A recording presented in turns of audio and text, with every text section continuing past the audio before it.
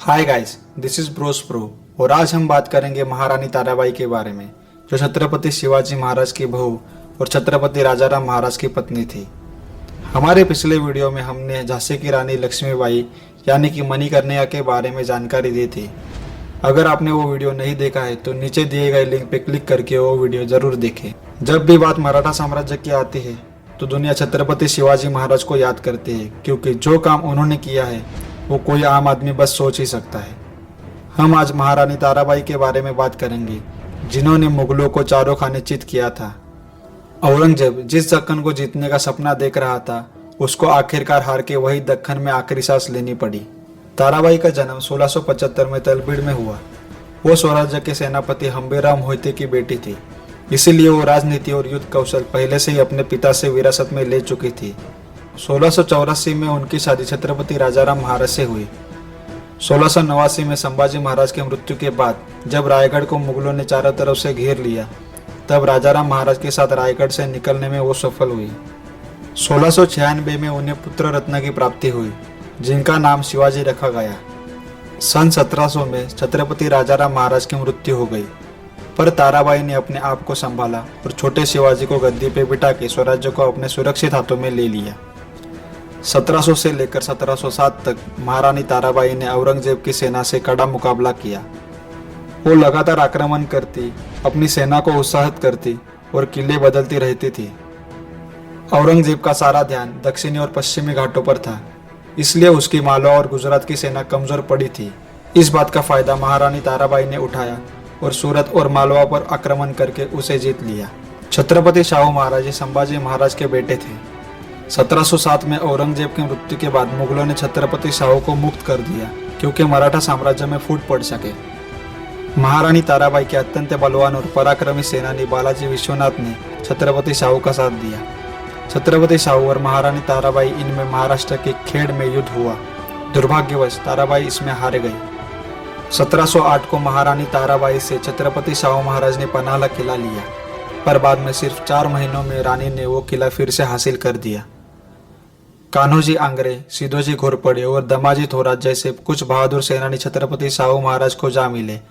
1714 में छत्रपति शाहू महाराज ने ताराबाई को हराया। तब से महारानी ताराबाई 16 साल तक पनाला किले पे रही। बालाजी विश्वनाथ और बाजीराव पेशवा की मदद से छत्रपति शाहू महाराज ने उत्तर भारत से स्वराज्य को बढ़ाया। 1730 में छत्रपति शाहू महाराज ने भोसले घराने के सब गिले शिकवे दूर करके महारानी ताराबाई को नजर कैद से मुक्त कर दिया। छत्रपति शाहू को कोई भी संतान नहीं थी, इसलिए उनके बाद स्वराज्य का उत्तराधिकारी कौन होगा, ये चिंता ताराबाई को हमेशा से थी।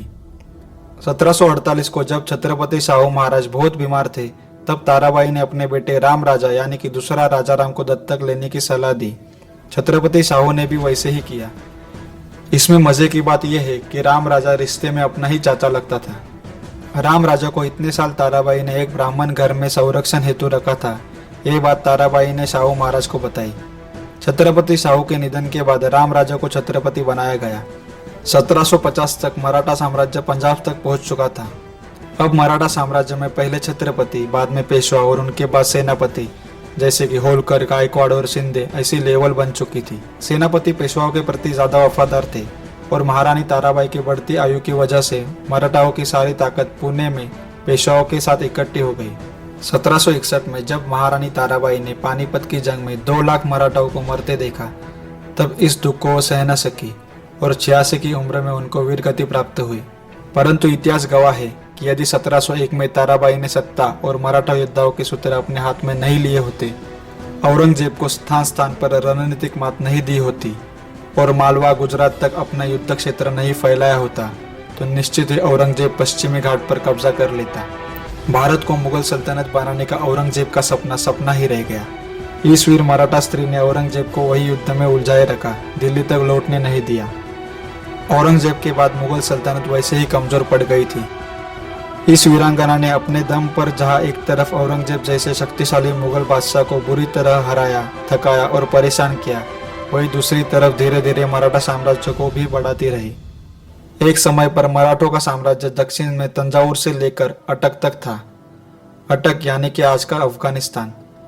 लेकिन आपको अक्सर इस इतिहास से वंचित रखा जाता है और विदेशी हमलावरों तथा लुटेरों को विजेता, दयालु और महान बताया जाता है। बल्कि भारत देश के इतिहास में अच्छे से अभ्यास किया तो मराठाओं का इतिहास भारत में क्यों इतना याद नहीं किया जाता, यह बात हमें चौंका देती है। मराठा साम्राज्य का इतिहास हम इसीलिए हिंदी में बता रहे हैं क्योंकि वो गौरवशाली इतिहास पूरी दुनिया में पहुंच सके। वैसे भी संभाजी महाराज ने बाकी राज्यों की जानकारी रखने के लिए 14 भाषाएं सीखी थी, तो हम क्यों अपनी भाषाओं को और अपने ज्ञान को सीमित रखें। Thanks guys for watching this video. हमारा अगला वीडियो छत्रपति शाहू महाराज के ऊपर है, तो प्लीज़ हमें सब्सक्राइब करें और बेल आइकन को प्रेस करें, यानी कि आपको हमारे वीडियोस की नोटिफिकेशन आती रहेगी।